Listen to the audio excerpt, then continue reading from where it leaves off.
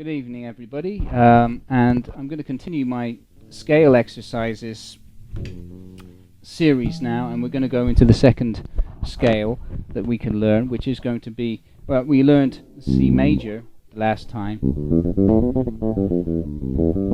and we learned it in a few positions.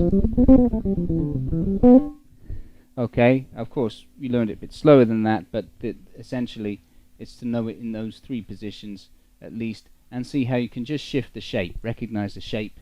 That's the main thing. So, and we talked about using scale diagrams, which I've got some drawn out for this lesson here now.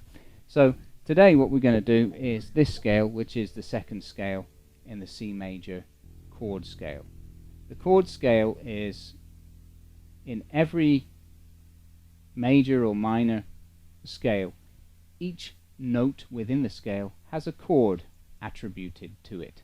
And this is how we get the 1-4-5 system, or whatever it is, you know, or 2-5-1 chord progression system as well. It all comes from that. So that's why I recommend you learn all of that stuff together. So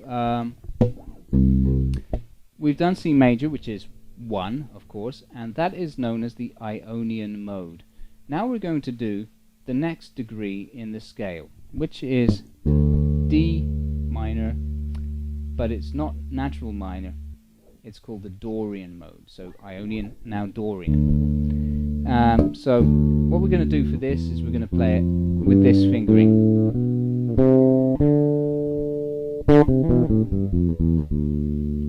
Okay, so here we've got from D on the 5th fret, we're going up to D, we're going D, E, F, and that's 1, 3, 4, and then we're going G, A with your second finger, G first, A second, B third, and then D, C with first, and then D with your second. Now it's not obeying the one note per finger rule, is it? Or 1 fret per finger rule. Why don't I obey that rule? I'll tell you quickly now, is that if you obey that rule all the time, it's good when you start out, when you're building up your technique and strength, but in some scale positions it just doesn't work. It doesn't really make sense. That would mean you'd have to play your D minor scale like that, which is shifting a whole position, you know, which I think it's much more easy to play that way, personally. That's just my personal preference, so that's what I'm going to show you anyway. And the other thing is that it allows you more access. Like if you use the one note, one finger per fret rule, you won't be able to articulate things like this.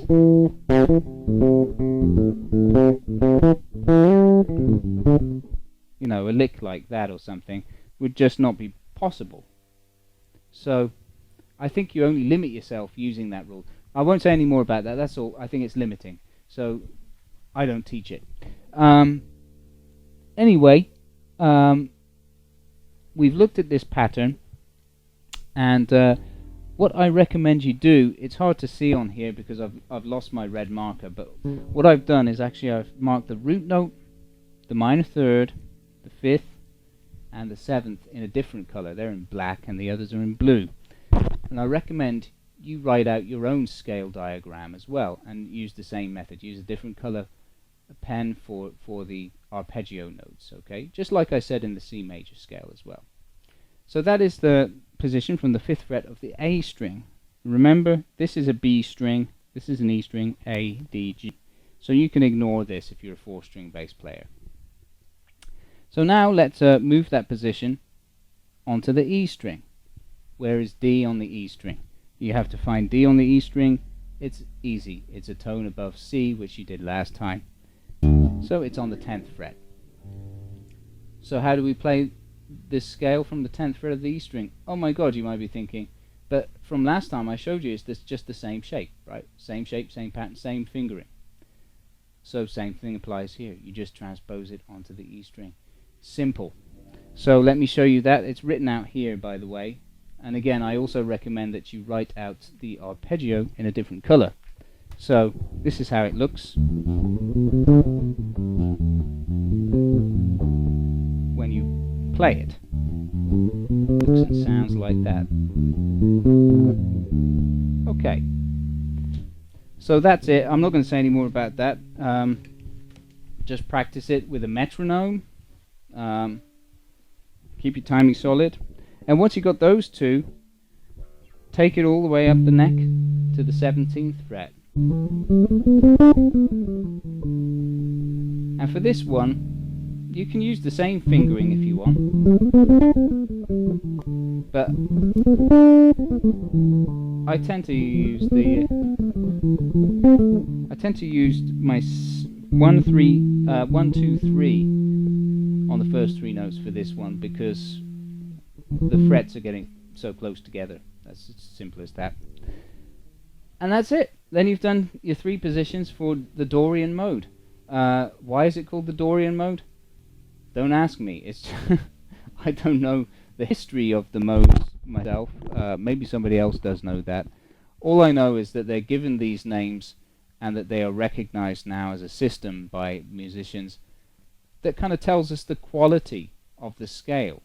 So if somebody says play a Dorian, I know what they mean. So this is D Dorian, by the way. And it's a minor scale, basically. But it's a bit different to the natural minor scale. I'll show you about that another time. We'll be doing the natural minor scale soon because it's the 6th degree of the C major chord scale anyway. It's A minor. But we'll get into that later. So for the time being, that's all for this lesson. I hope that's useful to you. And remember, draw out your own chord, draw out your own neck diagram and scale diagrams. It's really, really useful because you'll learn to visualize those scales as well. And if you write them by hand, you internalize it too through your fingers and your eyes, and then you play it. And then it'll stick. You won't forget it. So that's my advice. Okay, see you for the next one.